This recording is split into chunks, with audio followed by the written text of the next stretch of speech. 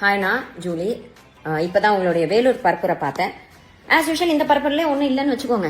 இந்த ஜல்லிக்கட்டு காளையை பத்தின ஒரு குட்டி ஸ்டோரி ஒன்று சொல்லியிருந்தீங்கன்னா அதை கேட்டதுக்கு அப்புறம் என்னால பேசாம இருக்க முடியல. இப்போது புதிய அறிமுகம் ஆச்சி ஹோட்டல் சாம்பார் 50 கிராம் ரூபாய் 20 மட்டுமே. நீங்க வாட்டுக்கு போற போக்குல ஜல்லிக்கட்டு காளை நின்னுச்சு, அதுக்கு புல்லுக்கட்டை காமிச்சு ஒரு குழந்தை கூட்டிட்டு போய் ஓரமா விட்டுச்சு அப்படின்னு சொல்லிட்டு போயிட்டே இருப்பீங்க. உங்களோட கட்சியில இருக்க பாதி பேர் மைனர் ஆளுங்க. நானும் போய் புல்லுக்கட்டை காட்டுறேன்னு சொல்லி ஏதாச்சும் ஒண்ணு கணக்கு ஆயிடுச்சுன்னா என்ன பண்றது? 50-50ஆவே இருக்கட்டும்னு 500 ஆக்கிடாதீங்க. கஷ்டப்பட்டு எல்லாரும் போராடி ஜல்லிக்கட்டு பெர்மிஷன் வாங்கி வச்சிருக்கோம். இன்னைக்கு அது ப்ராப்பராவும் நடந்துட்டு இருக்கு. உங்களுடைய ரசிகர்கள் போய் புல்லுக்கட்டை காமிச்சு ஏதாச்சும் ஆகி போச்சுன்னா திரும்பி எல்லாம் இங்க போராட யாருக்கும் திராணி இல்லன்னு. கொஞ்சம் பார்த்து பக்குவமா பண்ணுன. உன் இஷ்டத்துக்கு பேசிட்டு போயிடாதானே. கூட்டத்தை விலக்கிட்டு ஒரு சின்ன பையன் ஒரு என்ட்ரி ஒண்ணு கொடுக்கறான். உங்களுக்கு தான் தெரியும்ல, டேய் எங்களாலேயே முடியல, நீ எல்லாம் என்னத்த போய் கிழிக்க போற, எங்களுக்கு அவ்வளவு அனுபவம் இருக்குது, நாங்களே அடிபட்டு ஓரமா படுத்து கிடக்கிறோம், இவன் விளையாட்டுத்தனமா ஏதோ பண்ணிட்டு கிடக்குறான், பாவம் அந்த காலை கிட்ட போய் அடிபட்டு சாவ போறான், பச்சா பையன், அந்த பையன், இந்த பையன், அண்டர் எஸ்டிமேட் பண்றது, ஏளனமா பேசுறது, இப்படி ஒரு பக்கம். அது மூடெல்லாம் மாறி அந்த புல்லுக்கட்டை சாப்பிட ஆரம்பிச்சிருச்சு.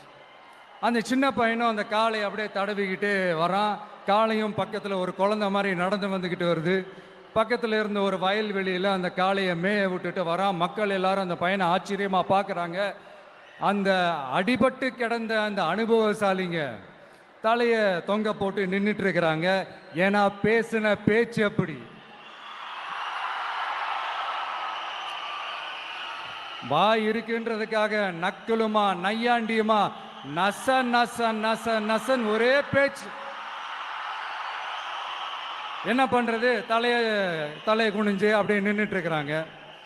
அங்க ஒரு பெரியவர் வர்றார். வந்து அந்த பையன்கிட்ட கேட்கிறாரு, எப்படிப்பா இப்படி ஒரு முரட்டு காலை சீறிட்டி நின்றுட்டு இருந்தது, எப்படி அந்த காளையை அடக்கின அப்படின்னு கேட்டதுக்கு அந்த பையன் சொல்றான், ஐயா எனக்கு அந்த காளையை பார்த்தா கோபமா இருந்த மாதிரிலாம் எனக்கு தெரியல, அந்த காலை பசியோடு இருந்த மாதிரி இருந்தது, அதனால தான் அந்த புல்லுக்கட்டை காமிச்சவொடனே ஓகே நமக்கு தேவையானது கிடச்சிருச்சு அப்படின்னோடனே அந்த புல்லுக்கட்டை சாப்பிட்டுட்டு நம்மளோட அப்படியே ஜாலியாக வாக்கிங் வந்துருச்சு அப்படின்னு சொன்னான்.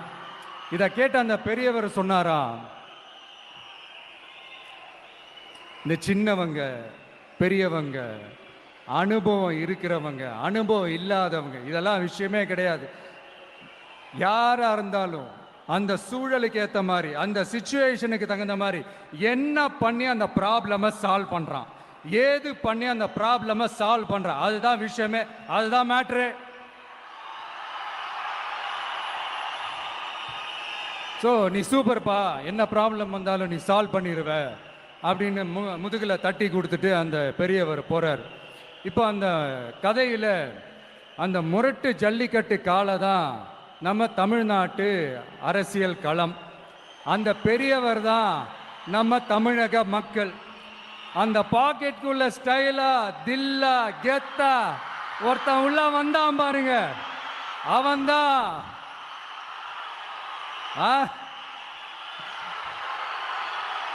நான் இல்லைங்க, நான் இல்லை, நானு நீங்க நாம எல்லாருமா சேர்ந்து மாபெரும் மக்கள் சக்தியா இருக்கக்கூடிய நம்ம டிவிக்கு,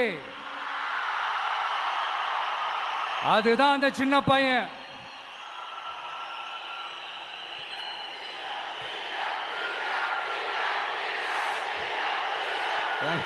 தேங்க்யூ.